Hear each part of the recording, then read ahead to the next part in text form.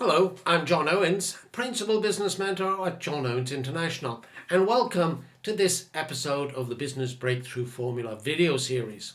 Now, this episode, we're going to talk about control and accountability. But let me start off by asking you some questions so as I can explain what I mean. In your business, are you having problems answering any of these questions? Who should do what in your business? When should it be done? When was it actually done? How was it done, and who did it? Now, if you have a problem answering any single one of these questions, you need control and accountability. But just what are these? So here's my definition of control. It's a means of ensuring that what your business delivers to its customers is totally compatible with what was promised in terms of suitability, quality, ethos, and timeliness. And this is control over the delivery of your promise to the world. So it's the backbone of your business. And what's accountability? Well, here's my definition again. A means of identifying and defining the person or people within the business who are responsible for carrying out one or more specific tasks in a manner that's totally compatible with what the business promised in terms of suitability, quality, ethos, ethics, and timeliness. And again, accountability for the delivery of your promise to the world. Who has control in your business? Well, that depends on your company culture. It could be that the boss is totally in control and just tells autocratically the workers what to do. Or it could be that the workers are in control and they tell the boss what to do. Hopefully that isn't the way you are, because control should be two-way. It should be top down and bottom up. Everybody in the business, at the bottom, at whatever level they are, should have control over what they're doing every day in terms of quality and delivering against promise. And from the top down, the bosses need to have control over what is being done and being able to measure it and make sure that it conforms to the promise. And accountability is the same way. It should be top down and bottom up. Every individual is totally accountable for the quality of what they do. And the people who oversee them are accountable for ensuring that the people who are doing the job are doing it correctly and have the means of doing it correctly.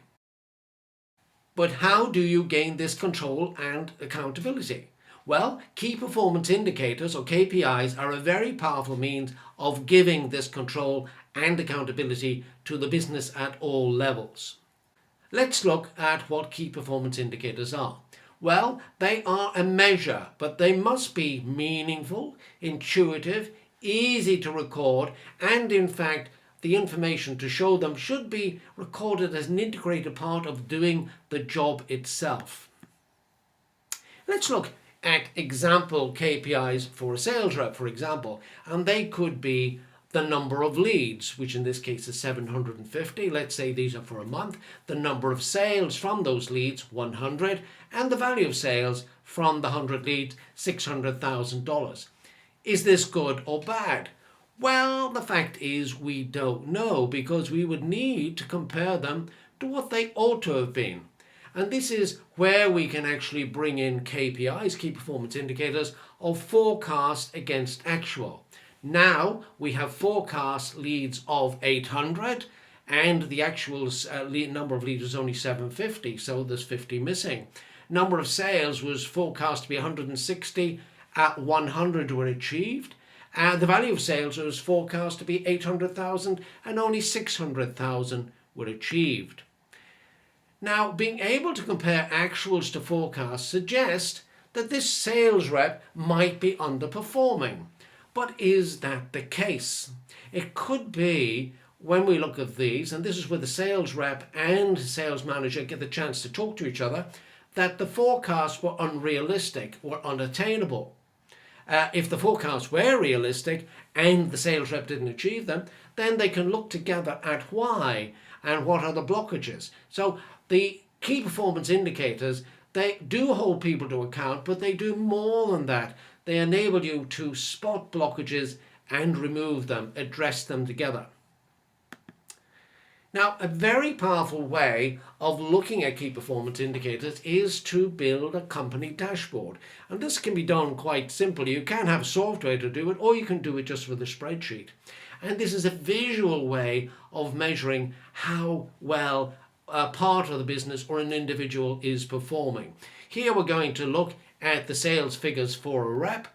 Individually, we're able to see that these were the number of leads.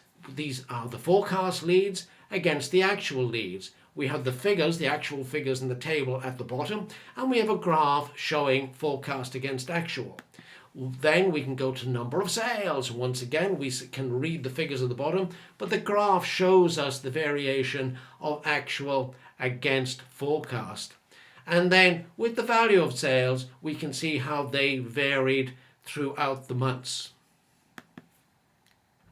So, control and accountability give you control over the way in which your team delivers your promise to the world. And surely nothing is more important than this in your business. Thanks for listening. Thanks for your time. If you want to talk any more about control, accountability, or anything else in business, please don't hesitate to contact me at john@jo-international.com. If you like this video, please press like below and leave a comment. If you're looking at this on my blog, and you'd like to get the next video delivered directly to your inbox, then fill in your first name, second name, and your email below and press subscribe.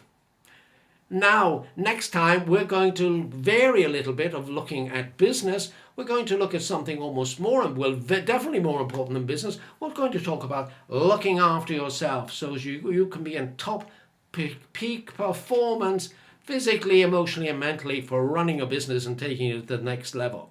I really look forward to talking to you then. Thanks a lot. Bye-bye.